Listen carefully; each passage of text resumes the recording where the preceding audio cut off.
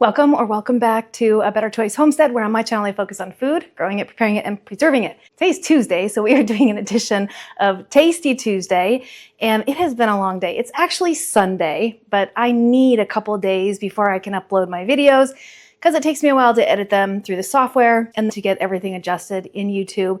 So it is Sunday. I finished Sunday's video this morning doing the final adjustments in YouTube. Then I started my Freeze Dry Friday video, which you will see on Friday. Then I made my homemade dog food, and now I'm making dinner, and I still have to finish laundry and do a whole bunch of other things. So I decided that for tonight, I'm gonna show you how to make a rice and mushroom casserole that takes an hour to cook, but is completely hands-off once you get everything into the dish. So that hour is going to let me get all the rest of my chores done while it cooks, and then after dinner, I can just relax. This meal is truly delicious and really easy to put together. There's just a couple of simple ingredients. So I have a 9x16 casserole dish here. You can use a smaller one if you would like, because this doesn't fill up the whole dish, but this is the pan that I have. I have 2 cups of uncooked rice here, and I'm just gonna spread that into the bottom of the pan. I'm gonna pour in 1 quart or 4 cups of chicken broth. This is homemade chicken bone broth. My oven is now preheated to 375. And then I'm gonna mix this up just to make sure everything is nice and situated in that broth. And then I'm gonna add some butter.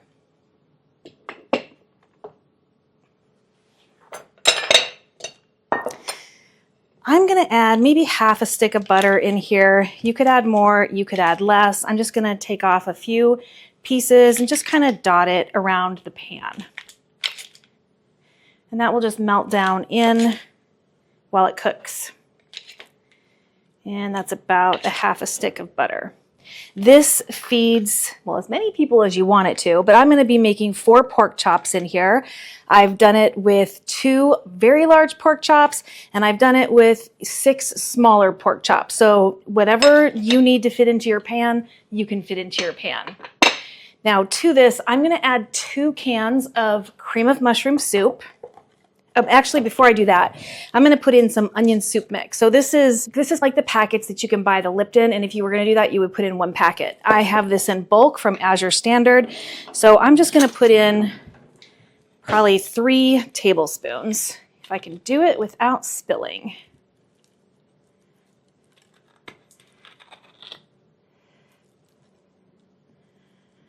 And of course, if you don't like condensed soups, you can throw mushrooms and cream in here, and you can use fresh onions and then maybe just some beef bouillon powder.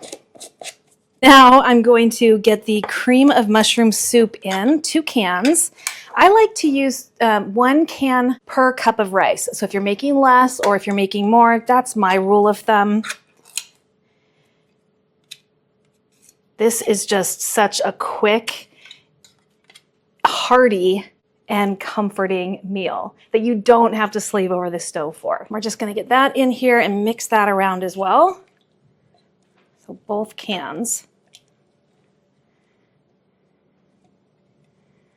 So this is a back pocket type recipe when you really don't have time to spend in the kitchen, but you got a hungry family and you want something with some substance on the table. So we're just gonna mix that in. And I'm gonna switch over to my big fork here.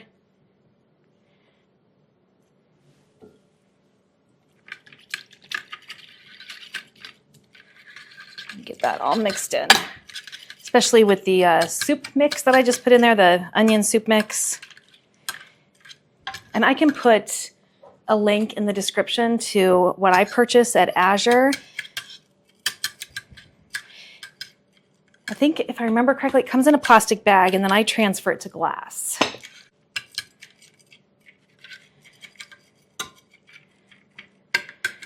Okay, that's good. Does not have to be perfect because that soup is going to soften and spread throughout the dish as it heats up and cooks.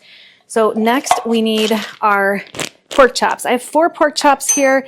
These are pork loin chops. They do have bones in them. You can use boneless, but boneless tends to dry out quicker. And since this is gonna cook for a full hour in the oven, I prefer to use bone in. It just helps maintain a little bit of extra moisture in the meat as well as enhances the flavor.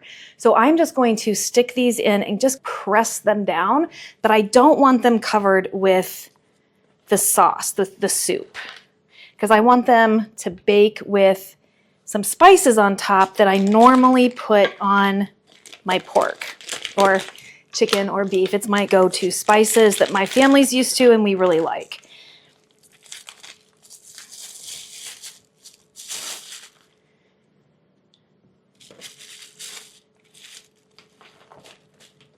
All right, I'm just gonna get my hands washed really quick before I get to those spices.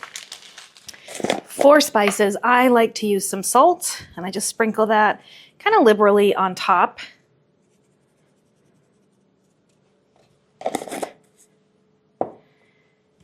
Pepper, same thing, just a liberal sprinkle on top.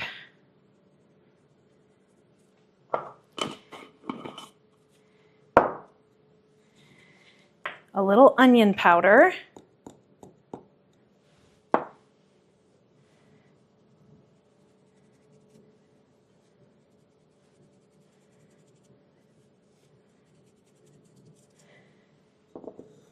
A little garlic powder.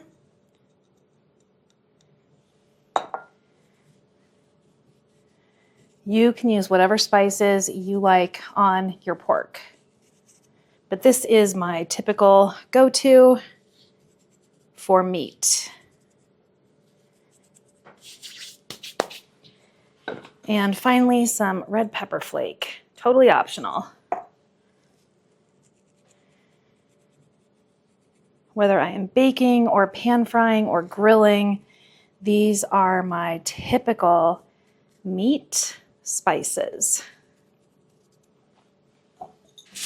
I'm covering this with a piece of aluminum foil. I'm going to put this into the preheated 375-degree oven for 40 minutes. I'm going to set a timer, and then I'm going to take this foil off, and we're going to bake it for another 20 minutes. And that's it. Couldn't be easier. That took, what, 3 minutes to put together, and now we eat in an hour, but I don't have to do anything else except remove this foil after 40 minutes.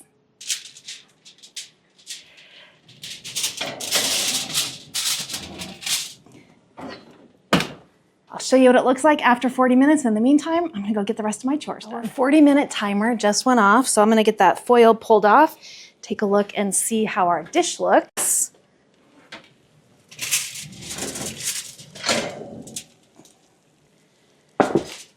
Oh, wow, that smells so good. It really smells good.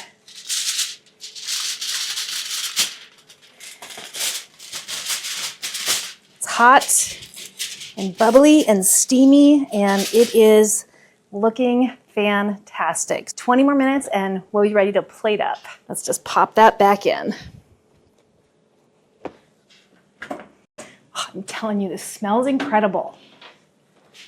And you can see that it didn't quite fill that whole pan. So if you had like a 9x13, that should work as well. This is the 9x16.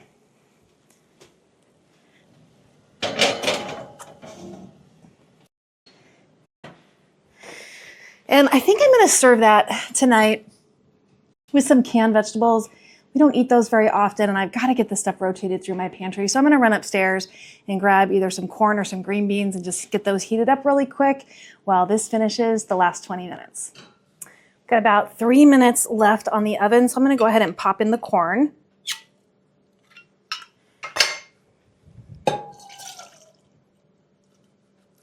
And to that, I'm going to add just a little bit of butter and a little bit of salt and pepper.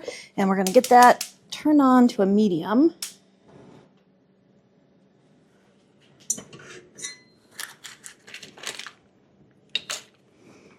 And this is sweet corn from, I think, 2023. I don't grow my own corn, but I get it from the farmer's market. And it is incredibly good. A little salt, a little pepper, and we're just going to heat that through.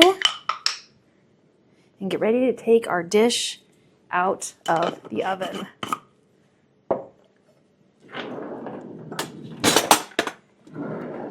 Got a slotted spoon here that we can use to serve this up. But this is just going to take a couple minutes to heat through, and then we can eat. Timer just went off, so we're going to get our pan out of the oven and take a look. Turn the oven off. Oh, looks good.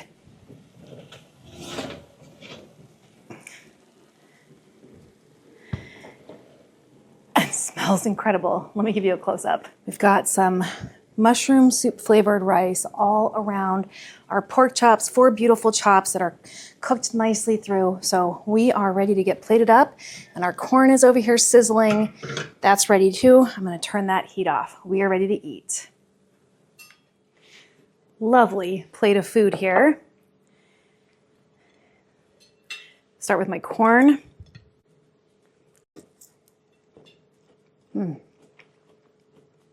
It's perfect. Sweet.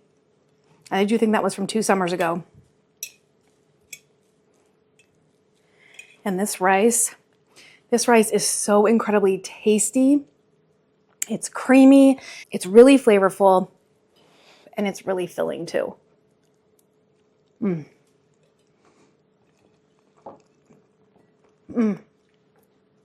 It's really good. Has the flavor of the onion soup mix pack, the mushroom soup, as well as the pork chops.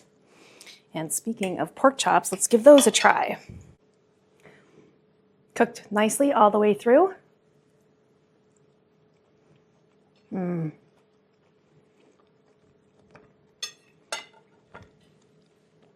Tender, flavorful, and delicious. This is such an easy one-pan meal that you don't even have to think about once you get the ingredients into the pan. You put it into the oven for 40 minutes, covered, take the cover off, another 20 minutes, and you're good to go. Couldn't be easier. Thank you so much for joining me for another edition of Tasty Tuesday, one-pan pork chop and rice casserole. My name is Kelly, you're at A Better Choice Homestead, and I do hope you come back and visit again soon.